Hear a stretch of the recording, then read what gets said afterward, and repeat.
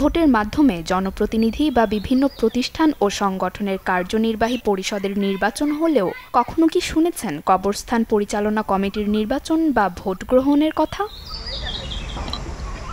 অবিশ্বাস্য হলেও সত্য, উত্তরের জেলা পাবনার চাটমোহরে এমনই এক নির্বাচন অনুষ্ঠিত হতে যাচ্ছে। স্থানীয় একটি কবরস্থান কমিটির সভাপতি পদে হবে ভোট গ্রহণ। এদিকে জাতীয় ও স্থানীয় নির্বাচনের মতোই এই নির্বাচন ঘিরে এলাকায় উৎসাহের আমেজ সৃষ্টি করেছে। নির্বাচনকে সামনে রেখে ইতোমধ্যে গঠন করা হয়েছে নির্বাচন কমিশন, ঘোষণা করা হয়েছে তফসিল।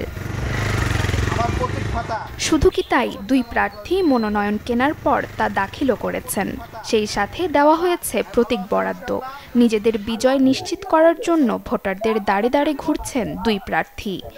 নগদ পেমেন্টে 500 টাকা পর্যন্ত ক্যাশব্যাক আর লেনদেনে প্রতিদিন ডিপ ফ্রিজ এবং ঘন্টায় ঘন্টায় এসি টিভি সহ দারুণ সব গিফট। জনগণ যদি ভোট দিয়ে আমাকে জয়যুক্ত করে আলহামদুলিল্লাহ, না করলে আলহামদুলিল্লাহ। আমি স্বতঃস্ফূর্তভাবে গোরস্থানের উন্নয়ন কাজ, আমি যদি হেরেও যাই, উন্নয়নের কাজে ইনশাল্লাহ আমার এতটুকু ঘাটতি থাকবে না। এই ধর্মীয় প্রতিষ্ঠানে ভাই আমি প্রার্থী হয়েছি যাতে আমি এই ধর্মীয় প্রতিষ্ঠানে উন্নয়ন করতে পারি।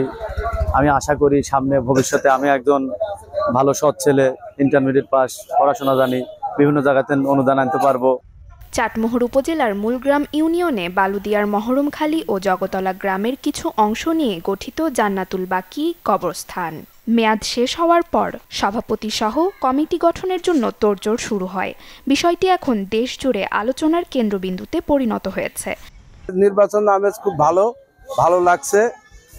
নির্বাচন স্বতন্ত্রভাবে হবে আশা করি। আমার গ্রামের মনে করেন যে যারা কিছু বিরোধী পার্টি আছে তারা মনে করেন যে এগুলি চাপ হয়েছে, তাই 3 গ্রামের লোক লেগে এগুলি করা হচ্ছে। খুব ভালো আনন্দ পাচ্ছি আমরা। নির্বাচনের খুব উৎসবমুখ। এখন যারা আছে বিএনপির তাদের কথা হচ্ছে যে আওয়ামী লীগের দোষগারে রাখবো না, আমরা একাই করবো। তো সেইভাবেই যাচ্ছে। তার মধ্যে যাই আবার মনে করেন যে এদের মধ্যে দুই পক্ষ হয়ে গেছে। এই জন্য যার কারণে মনে করেন যে এখন নির্বাচন ছাড়া কোনো পক্ষই সম্ভব হচ্ছে না।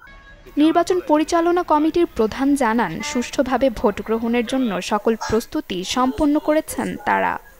4টা রুম নির্মাণ করবো এবং 4টা বুথে 3টাতে ভোট হবে, একটাতে প্রিজাইডিং অফিসার এবং রিটার্নিং অফিসার থাকবে। আমরা সুষ্ঠু যেভাবে ভোট হয় সেইভাবে আমরা ভোট করব।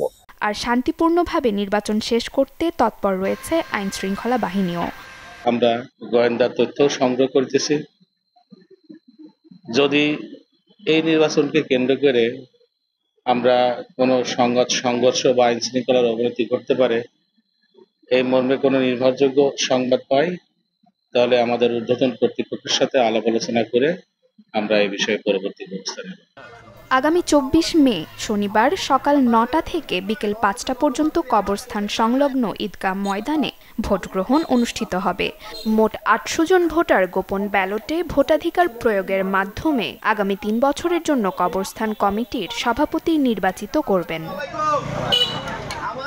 Desk report, channel 24।